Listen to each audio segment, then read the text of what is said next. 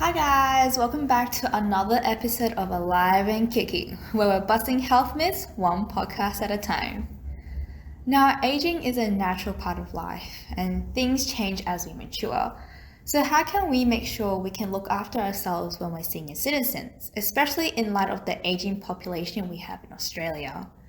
Today, we're very lucky to have Matthew Hook, the project officer for the Asian Aging Clinical Academic Group from Sphere, with us, and to talk to us about the amazing projects and research that is going on to support our community.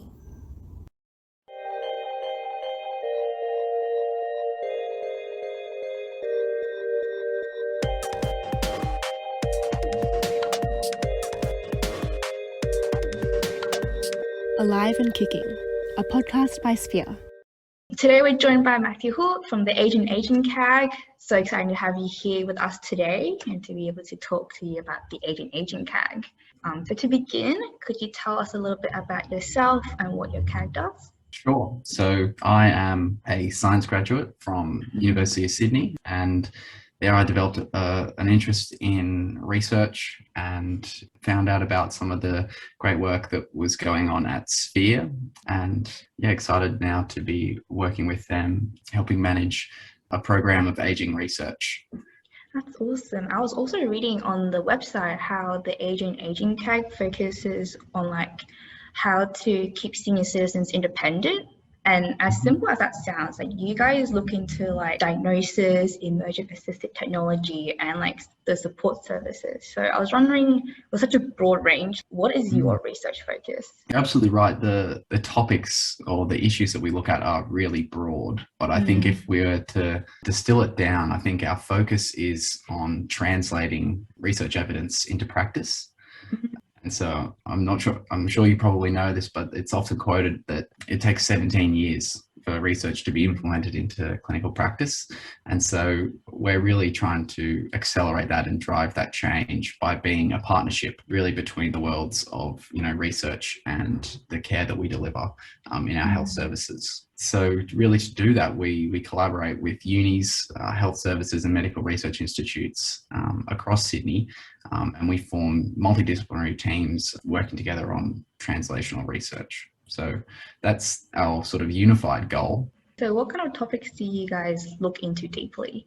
We basically break ourselves down into 5 different research streams. The first is geriatric syndromes. So by geriatric syndromes, what we're really doing is looking at ways we can prevent, identify, as well as treat adults with a few key geriatric syndromes or conditions that people present with. So that includes frailty, anorexia of aging, cognitive impairment, dementia, delirium, falls and osteoporosis. And so a lot of this work that we do in this space is, as you say, trying to develop one-stop shops where we can, assess, manage and treat people all in the one location and really simplify the patient journey for people. And the next group that I'll move on to is the models of care group.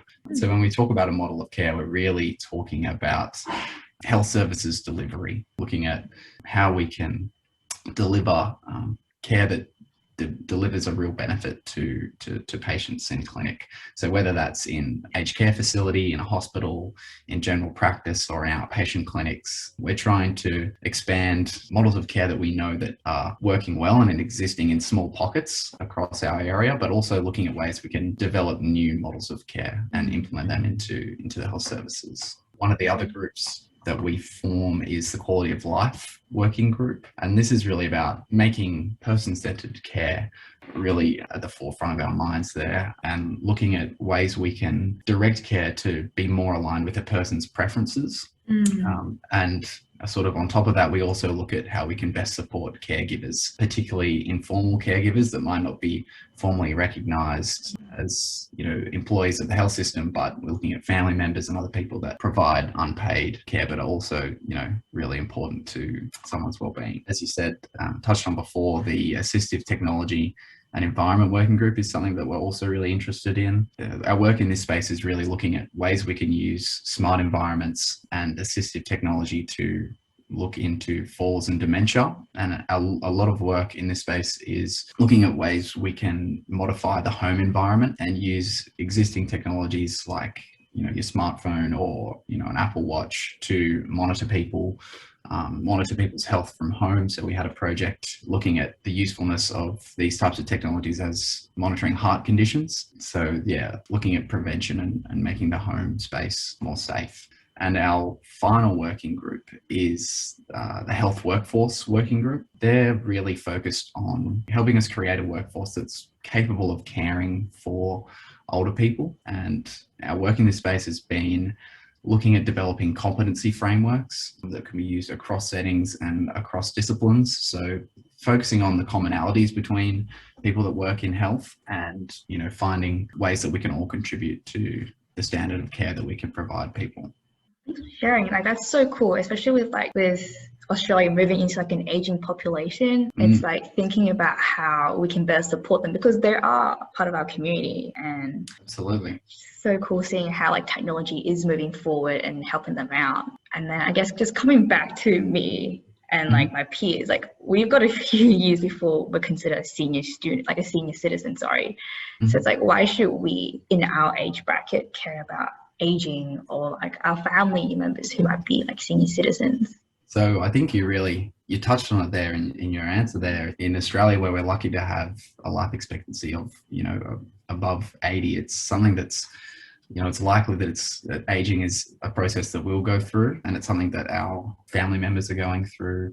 But I think why it's really important that we care about it is that there's possibly a lot more work that we need to do in this space. I'm sure you're aware, but the Aged Care Royal Commission has made us really aware of this. And now we have a really clear pathway to advocate for, a way to improve our care that we can deliver older people, because it's going to happen to the majority of us. So looking after people in that space is going to be really important. But some things that I think the Aged Care Royal Commission touched on is that we need to do better to reduce things like wait times, because it's important that we provide care if someone's had an acute incident like a fall or something like that. We need to be able to respond quickly and to really help support them.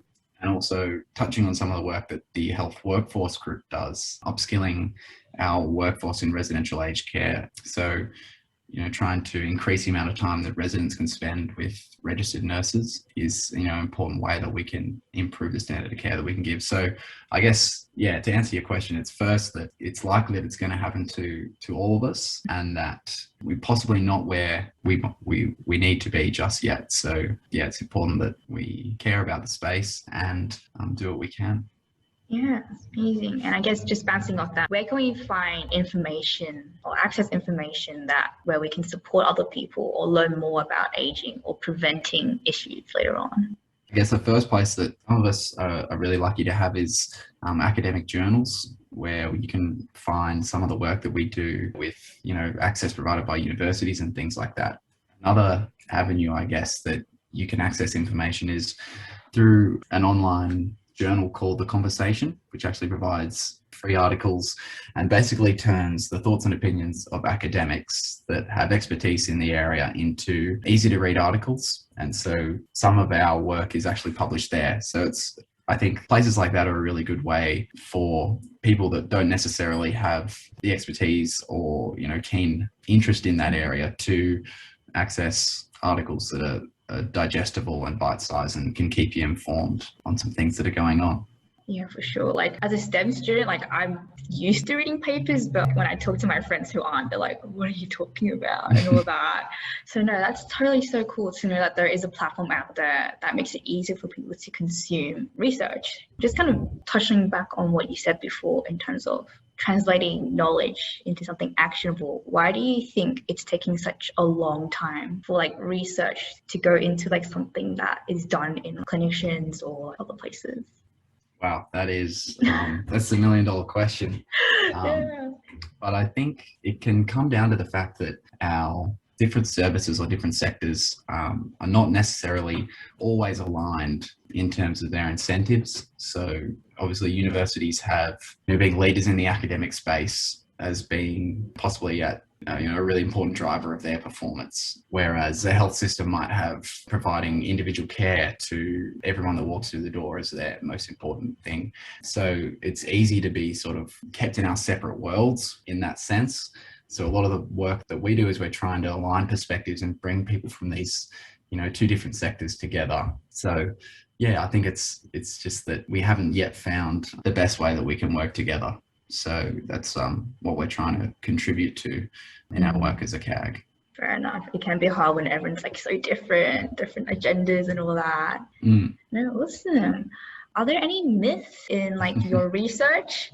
Common misconceptions or myths in your research, and is it true or is it false? I think what a common misconception is that, as we age, deterioration of our health is just inevitable. And when I say that's a myth, I'm not saying that we can live forever.